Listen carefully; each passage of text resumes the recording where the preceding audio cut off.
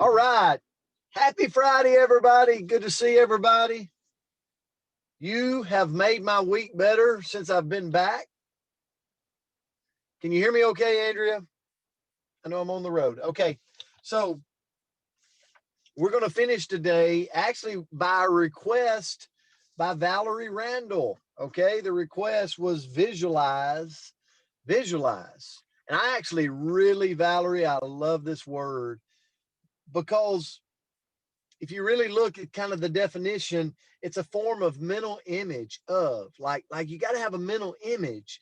I talked about this a lot when I was a coach, and I talk about it a lot now in network marketing because there's an old passage that says where there's no vision, the people perish.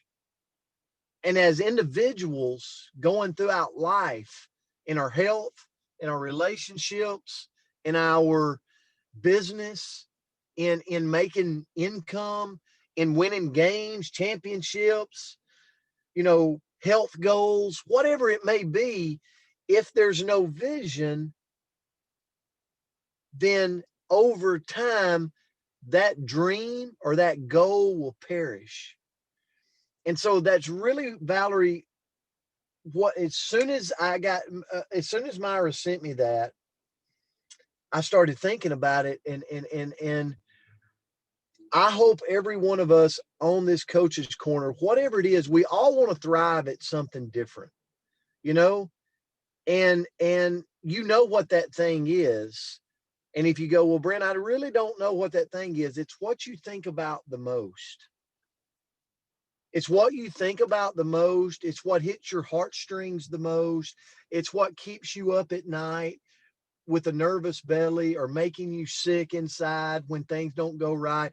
Whatever that thing is inside of you, that is what you want to thrive at. That's what you want to manifest. That's what you want to build. I don't know if manifest is the right word, but that's what you want to grow at.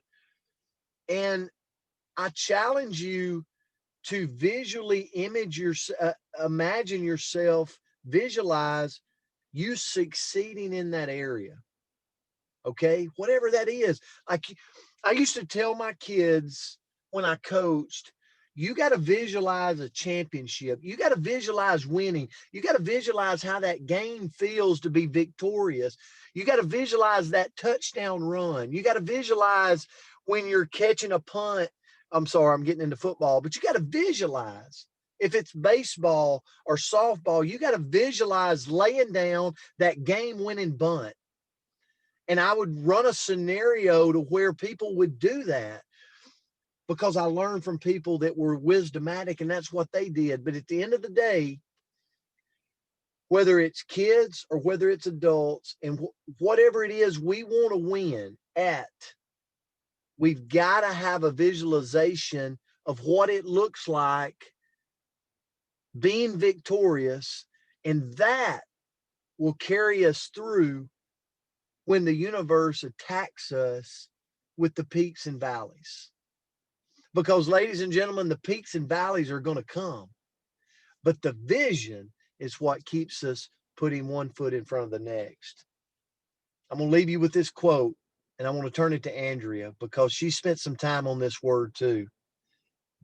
Visualization is daydreaming with a purpose. Andrea, I'll turn it to you. Love you guys. Have a great Friday. Thank you, Coach. That's the quote I opened mine with. So I think literally it's right here on my notes. And if you guys are getting peeks into my crazy. So you got my Christmas crazy, and now you're going to see my preparation crazy.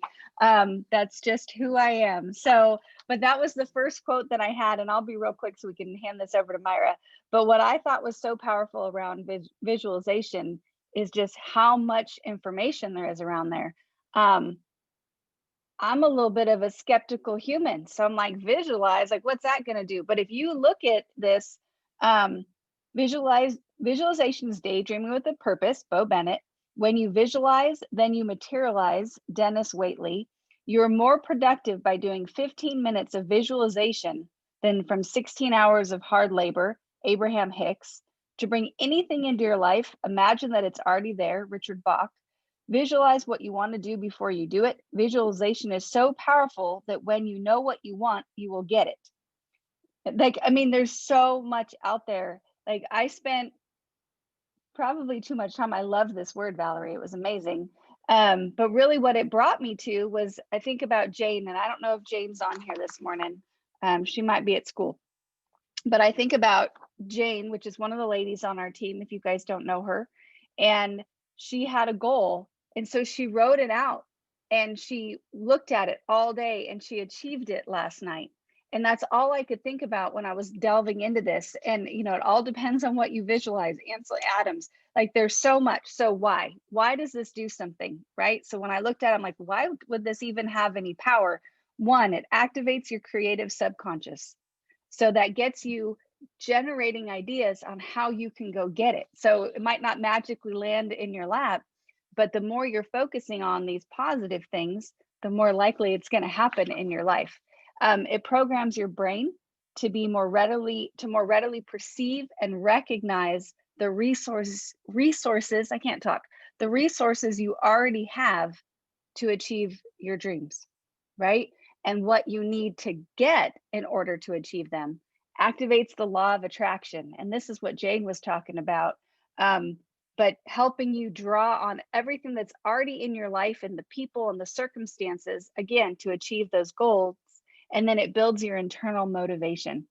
So if I'm sitting here, you know, my big dream, you guys all know, is get the heck out of California. So I'm picturing my plot of land in Tennessee, or, you know, maybe Missouri, could be Arkansas. I don't know. These are all my favorite places.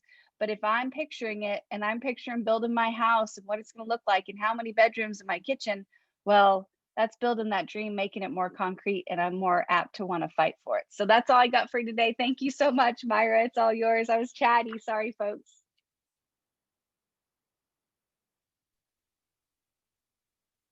Hey, hey, happy Lucky Day.